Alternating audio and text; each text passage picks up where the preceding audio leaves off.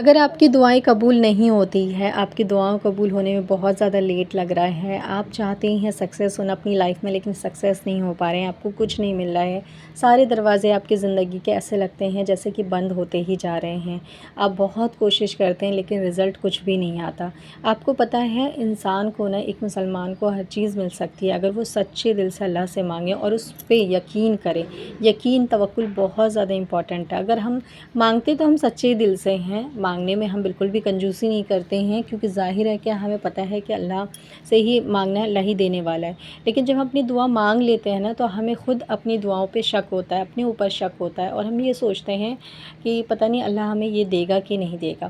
میں نے اپنی ویڈیو میں بہت بار آپ سے کہا ہے کہ جب بھی آپ اللہ تعالیٰ سے کوئی دعا کرتے ہیں نا، تو سب سے پہلی چیز یہ یاد رکھیے کہ اللہ کی ذات کو دیکھ کر کے آپ کو دعا کرنی ہے۔ آپ کو اپنے آپ کو نہیں دیکھنا، اپنی اوقات، اپنی حیثیت کو دیکھ کے نہیں مانگنی ہے۔ انسان سب سے بڑی غلطی یہی کرتا ہے کہ اگر کوئی انسان 10 لاکھ کما رہا ہے تو شاید وہ اللہ پاک سے کہے گا کہ مجھے 20، 25، 30 اتنی ارننگ میرا ہونا شروع ہو جائے، ٹھیک ہے، کیونکہ وہ اپنے حساب سے کہہ رہا ہے۔ لیکن جو بندہ ایک بھی نہیں کما رہا ہے، 50 بھی نہیں کما رہا ہے، تو وہ نا 50 بھی بولنے میں اللہ سے یہ سوچتا ہے کہ پتہ نہیں یہ مطلب کہ ہو پائے گا کہ نہیں ہو پائے گا۔ مطلب کہ جب آپ ایسا سوچتے ہیں کہ میں 50 اپنی ارننگ اللہ سے کہوں کہ میری ارننگ 50 ہو جائے، میں اللہ سے کہوں کہ میری ارننگ جو ہے نا 1 لاکھ ہو جائے، تو میری جو بھی پریشانی، غریبی، غربت، تنگی ختم ہو جائے، تو یہ آپ مانگ تو لیتے ہیں، مانگتے ہیں، ہر بندہ مانگتا ہے، لیکن پھر بعد میں آپ سوچتے ہیں کہ میں نے بہت زیادہ تو نہیں مانگ لیا، مطلب ایسا ہوگا کہ نہیں ہوگا۔ مطلب یہ سوچ سوچ کے نا آپ نا اللہ کے اوپر ہی کہیں نہ کہیں شک کرتے ہیں، اس کی ذات پہ آپ شک کر رہے ہوتے ہیں۔ آپ کہتے ہیں کہ آپ کو یقین ہے، لیکن آپ کے سوال، آپ کا دماغ یہ کہتا ہے کہ میں نے جو مانگا ہے وہ ملے گا کہ نہیں۔ کیوں؟ آپ اپنے آپ کو دیکھتے ہیں، آپ سوچتے ہیں میرے لیے 1 لاکھ بہت زیادہ ہے، بہت زیادہ ہے، میری تو ساری ٹینشن ختم ہو جائے گی۔ تو یہ سوچ کے آپ سوچتے ہیں کہ پتہ نہیں یہ مجھے مل پائے گا کہ نہیں۔ جب آپ یہ کہتے ہیں نا پتہ نہیں یہ مل پائے گا کہ نہیں، یہ ہوگا کہ نہیں، یہ کیسے ہوگا، تو یہ ساری چیز نا اس چیز کی علامت ہوتی ہے کہ آپ نے اللہ تعالیٰ سے جو مانگا ہے، تو آپ نے مانگ تو لیا ہے لیکن آپ کو نا توکل نہیں ہے اللہ کے اوپر یقین نہیں ہے، اور بار بار آپ اللہ کی ذات پہ ہی کہیں نہ کہیں شک کر رہے ہوتے ہیں، پتہ نہیں ملے گا کہ نہیں ملے، اللہ دے گا کہ نہیں دے گا۔ تو اللہ ہر چیز دے سکتا ہے۔ جب اللہ 10 لاکھ کمانے والے کو اس کی 20 لاکھ ارننگ کر سکتا ہے، تو آپ کی کیوں نہیں کر سکتا؟ تو آج کی یہ چھوٹی سی ویڈیو میں استغفار کے معجزے کے اوپر، استغفار کے میریکلز کے اوپر بنا رہی ہوں، تاکہ آپ کو یقین ہو کہ واقعی میں استغفر اللہ پڑھنے سے فائدے ہوتے ہیں، ٹھیک ہے۔ جب کسی کے ساتھ ہو سکتا ہے، میرے ساتھ فائدہ ہو سکتا ہے اور اگلے بندے کے ساتھ فائدہ ہو سکتا ہے، تو آپ کے ساتھ کیوں نہیں ہوگا فائدہ؟ کیا آپ کہیں اور سے آئے ہوئے ہیں؟ آپ بھی تو اللہ کے بندے ہیں۔ جتنی محبت اللہ ہم سے کرتا ہے اتنی محبت آپ سے بھی کرتا ہے۔ تو سب سے پہلا کام تو آپ کو یہی کرنا ہے کہ آپ کو توکل کرنا ہے اللہ کے اوپر، اور آپ کو پورے دل سے، پورے یقین کے ساتھ اپنی دعائیں مانگنی ہے، استغفر اللہ پڑھنا ہے۔ بہت ساری ویڈیوز میں بتایا میں نے کہ کس طرح سے آپ کو پڑھنا ہے۔ لاسٹ میں پھر ایک بار بتا دوں گی تاکہ آپ کو اور اچھے سے سمجھ میں آ جائے کس طرح سے آپ کو پڑھنا ہے۔ سب سے پہلے اگر میں اسٹوری آپ کو بتاؤں تو ایک سسٹر لکھتی ہیں، ان کو نیگیٹیوٹی تھاٹ نا بہت زیادہ آتے تھے، برے خیال، اپنے بارے میں بھی، دوسروں کے بارے میں بھی، ہمیشہ برا سوچنا۔ اچھا، کسی کے بارے میں ویسے برا نہیں سوچنا چاہیے، اسلام میں نا اس چیز کے لیے منع ہے، کیونکہ اپنے لیے اور کسی کے بارے میں بھی ہمیشہ اچھا سوچو، برا مت سوچو۔ تو انہیں نیگیٹیوٹی تھاٹ بہت آتے تھے۔ وہ بہن لکھتی ہیں کہ جب سے میں نے استغفر اللہ پڑھنا شروع کیا ہے نا، تو اللہ کا شکر ہے کہ یہ جو نیگیٹیوٹی تھاٹ ہے نا، یہ بہت جلدی ریموو ہو گئے ہیں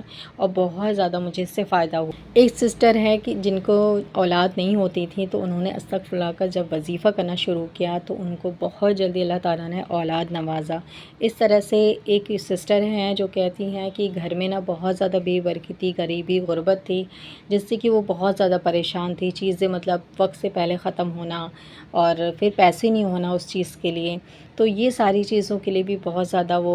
پریشان رہتی تھیں کہ کمائی کم ہے اور خرچے زیادہ ہیں تو کیسے مینیج ہوگا، کیونکہ گھر میں باقی میں بے برکتی ہوتی ہے۔ اگر آپ کے گھر میں برکت ہونا تو چیزیں ختم نہیں ہوتی، برکت نہیں ہوتے تو چیزیں بار بار ختم ہوتی ہے، اور ختم ہوتی بھی ایسے وقت جب آپ کے پاس پیسے نہیں ہوتے اس کو خریدنے کے لیے، وہ چیز لانے کے لیے۔ تو استغفر اللہ کا جب سے وظیفہ کیا، تو جب سے اللہ کا شکر ہے کہ جب سے گھر کی جو بے برکتی تھی وہ دور ہو گئی ہے،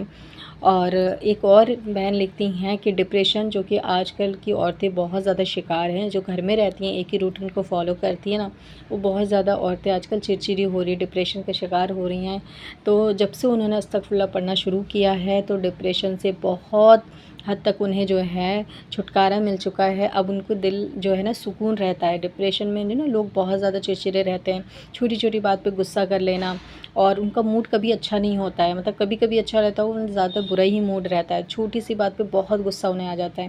تو اس طرح کے جو لوگ ہوتے ہیں اور بنا بات کے انہیں رونا آتا ہے، مطلب خود ہی غلطی کر کے خود ہی رونا آتا ہے، مطلب اس طرح کے عجیب سی ان کی سچویشن ہو جاتی ہے۔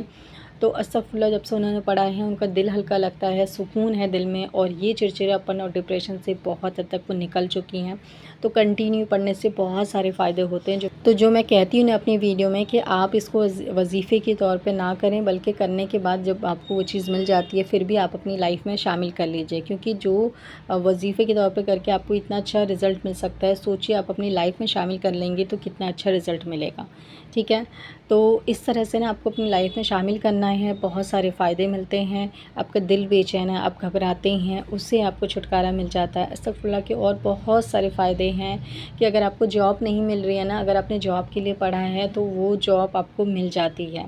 تو آپ کو نا کبھی بھی نا امید نہیں ہونا ہے، بس اپنی دعاؤں پہ یقین رکھنا ہے۔ اب جو بھی میری ایسی بہنیں ہیں جن کی دعائیں قبول نہیں ہو رہی ہیں، وہ استغفراللہ پڑھ تو رہی ہیں لیکن ان کی دعا قبول نہیں ہو رہی ہے، تو سب سے پہلی چیز نا امید مت ہوئیے اللہ سے، کیونکہ کبھی کبھی اللہ کو مانگنا اچھا لگتا ہے اس لیے اللہ لیٹ کرتا ہے، کبھی کبھی وہ صحیح وقت نہیں ہوتا اس لیے اللہ آپ کو نہیں دیتا، کبھی کبھی اللہ اس سے بھی بہتر آپ کو دینا چاہتا ہے اسی لیے جلدی آپ کو نہیں دیتا ہے، اور کبھی کبھی نہ صرف آپ دوسروں کو دیکھ کر کے استغفراللہ کرتے ہیں لیکن آپ اپنی نیڈ، اپنی ضرورت اور اپنے اللہ سے رشتے اچھے کرنے کے لیے استغفراللہ نہیں پڑھتے۔ آپ سوچیں کہ میں اللہ کے قریب جاؤں اور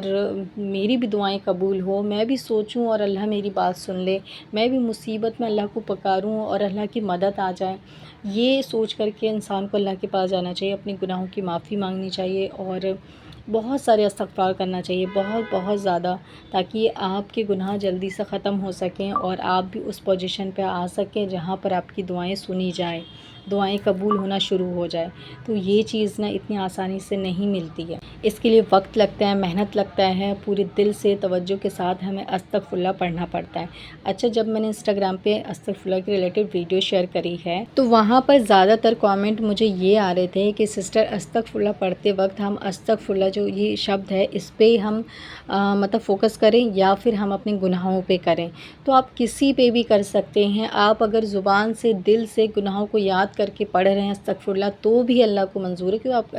اللہ سے آپ کو معافی مانگنی ہے۔ یہ میں نہیں سکھا سکتی آپ کو کہ آپ کو کیسے مانگنی ہے، یہ تو آپ کو پتہ ہوگا نا، آپ اپنے اللہ کو کیسے راضی کر سکتے ہیں، آپ رو کے کر سکتے ہیں، استغفراللہ زیادہ پڑھ کے کر سکتے ہیں، آپ اپنے گناہوں کے بارے میں سوچ کر کے کر سکتے ہیں، یہ آپ کو پتہ ہے۔ اللہ ہر حال میں انسان کو معاف کر دیتا ہے، صرف ایک چھوٹی سی کوشش کی ضرورت ہوتی ہے۔ استغفراللہ پڑھنا یا پھر کوئی بھی وظیفہ پڑھنا یا پھر کچھ بھی پڑھنا جو ہے نا اتنا مشکل نہیں ہے اسلام میں جتنا لوگ سمجھتے ہیں کہ اچھا اس کو نا ہم اچھے سے پڑھیں گے لگتا ہے تبھی قبول ہوتا ہے، اچھا اس کو اور اچھے سے کریں گے، کچھ اور طریقے سے کریں گے تو قبول ہوتی ہے۔ لوگوں کو ایسا لگتا ہے، ایسا کچھ بھی نہیں ہے۔ آپ سمپلی نا 5 وقت کی نماز کے بعد جو استغفراللہ کا ٹائم فکس کر دیجئے۔ ہاؤس وائف کے لیے تو میں یہ کہوں گی فکس کر دیجئے، کہ باقی ٹائم شاید آپ بزی ہیں تو فکس ٹائم کم سے کم مل جائے گا آپ کو پڑھنے کے لیے۔ اس کے بعد 100 200 500 جتنا آپ کو پڑھنا چاہیں پڑھ سکتی ہیں، ٹھیک ہے۔ اس کے بعد آپ نہیں بھی پڑھیں تو کوئی مسئلہ نہیں ہے۔ تو آپ جو یہ سوال پوچھتے ہیں دماغ میں ہم کیا سوچیں، گناہ کو یاد کریں کہ استغفراللہ پہ فوکس کریں، آپ دونوں میں سے کچھ بھی کر سکتی ہیں، بے شک اللہ معاف کرنے والا ہے آپ کو، اس کو جو طریقہ اور آپ کی معافی کا طریقہ بہتر لگے اللہ آپ کو معاف کر دے گا۔ تو اتنا سوچنے والی بات نہیں ہے جتنا کہ آپ سوچتے ہیں،